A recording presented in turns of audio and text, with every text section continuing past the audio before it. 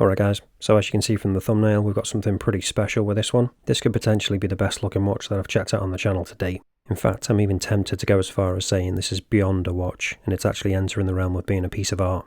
But the question is, by the end of this video, are you going to agree with me? Apologies in advance if you're Italian, I'm probably going to butcher the name of this now, but this is the full review of the Venezianico Redentore Bronzo. So I'll quickly show you the packaging it comes in. So we've got the branding on there, in gold, and then we've just got like some artwork, kind of map type thing of Venice, which is a nice little touch. So I'll quickly open it up and show you what you'd get inside. So if you just slide this top bit off, and then the watch should obviously be sat on the cushion there, and then you can see we've got some little tabs either side. So if you pull that up, underneath you've got the paperwork there, but I'm not going to go into detail on that. We're going to get right down into the watch, and here it is. And you can see it is a really interesting looking piece. Really dynamic, there's a lot going on here. Obviously the first thing that jumps out to you is that dial, but as I say, there is some other really interesting stuff that I haven't really seen before. And we'll get into all of it as we go through this review, but before we do that, first of all let's go over the dimensions and talk about them. So we've got a diameter of 40mm, thickness of only 9.9, which is really good, lug width of 20, and then the unimportant lug to lug is coming in at 46.7, so that's nice and compact as well. And then when it comes to the weight on the supplied leather strap, that's coming in at 70 grams, and it is a really nice strap as well. So let's take a closer look at that. So it's an aged Italian leather, so you'll see there is some cracking and stuff in it. I think it suits the watch really well. When it comes to the buckle, we've got the signed buckle there, and it is nice that it's matching the case material, which we'll talk about in a bit more detail when we get onto that. And you can see, made in Italy as I said, and then the branding just on the back of it as well. And there's the other side. And we've actually got rounded edges on the strap as well, so we don't have that gap that you sometimes get between a strap and a case, but as a result you can see it is rubbing slightly there because it is so tight, and obviously it's the same on the top as well. Now moving on to the case back, this is pretty cool as well. So you can see we've got that double sunburst there, and we've got a really cool design on there as well. So obviously we've got the horses there, and that's the horses of St. Mark, so that's meant to symbolise power and prosperity. And then we've got some text around the outside in Italian, the usual kind of stuff, the fact that it's got 50-metre water resistance and that the case is bronze. And then we've also got those screws on there, so it's a screwed case back as opposed to a screw down case back.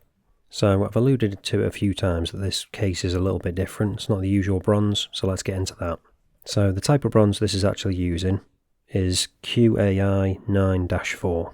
So that isn't just straight bronze, it's actually bronze and aluminium, which explains why it does have a different colour than your standard bronze you normally see. It's a bit lighter, so we've got a brushed finish on it, and you can see we've got that sign crown there with the crown guards integrated into the case as well. And then running along the bottom edge of that bezel, you can see we've got a nice polished section, so just breaks it up slightly, adds a little bit of interest. And I also really like the way the crystal integrates into that bezel as well, kind of almost seamlessly flows through, and we'll be checking in a bit if that is sapphire. So as well as this bronze having a different colour because it is aluminium and bronze, as far as I can understand, and might be wrong on this, if anyone does know, let me know down in the comments, it will not patina, or if it does, it definitely won't patina to the same kind of level. It'll be far more subtle, and it definitely won't be getting that full green that you sometimes get on bronze. So I know that'll be a big positive for some people, because I know some people really aren't keen on bronze when it does start patinaing. But now let's move on to the bit that you're probably most interested in, and that is the dial. Because again, there's some really interesting stuff with this as well. So on the listing, the way they describe it is, it's a hand antiqued brass, and then they polish it to a satin finish, and then obviously add the antique kind of bronze effect on top of that. And I think it looks absolutely gorgeous. It's so reactive as well. You can see we've got a double sunburst on this as well. So depending on the type of lighting, or the position of lighting, the dial will look totally different sometimes. Sometimes it looks more or less completely black, other times you'll really see that bronze coming through. And obviously because they're all hand done, they're all going to look slightly different, so they're all going to be unique. When it comes to the hands, you can see we've got really nice faceted ones there, nice proportions on all of them too. And again, they just catch the light and play with that really nicely. Sometimes they kind of fade into the dial almost, and then other times they really pop. As I say, it's just a really reactive dial. And then the only other thing we've got on there is that applied logo, no text at all, which is great. Some might have an issue with this other bit, no minute track, as you can see, which I think is the right choice for this kind of style of watch. But obviously as a result of that, you can't tell the time the most accurately. You'll be getting it more or less like roughly what time it is, which I'm fine with. This isn't the kind of watch that you're going to be using where you need to measure stuff accurately, and if you really need to, you can always use your phone for that. This is more, as I say, a piece of art on your wrist, with the added bonus of being able to tell the time as well. So due to that, I imagine some people are going to be put off straight away, but if you watch this far into the video, I imagine you're not going to be one of those people. In the time I've been testing this watch out, I sometimes just find myself just staring at it and kind of losing track of what I'm doing because I'm just mesmerised by that dial. And another really nice thing that you've probably noticed by now as well is that we've got that nice smooth sweep of the second hand. But we'll get into the movement in a bit. First of all, let's check if we've got sapphire crystal on this or not. Using the trusty diamond selector 2. And yep, we have got sapphire crystal, so it's always good to see. So you don't need to worry about that crystal getting all scratched up and not being able to see the beautiful dial underneath. So now let's get onto that movement that I alluded to earlier. So as you already know, it's a high beat movement, but which one is it? It's the Miyota 9039, so that's the no date specific version of the 9015. So I do appreciate they've gone with the no date specific movement. So we don't have a ghost date, we just have the one position. So just push pull crown, you just pop it out. Second hand will stop, so you got hacking, and then obviously you can just change the time. And then pop it back in, second hand re-engages, hand winding, all works well. The only slight issue is that it does get a little bit of rotor noise because it is the Miyota 9000 movements, but it's only really noticeable if you are in a quiet room.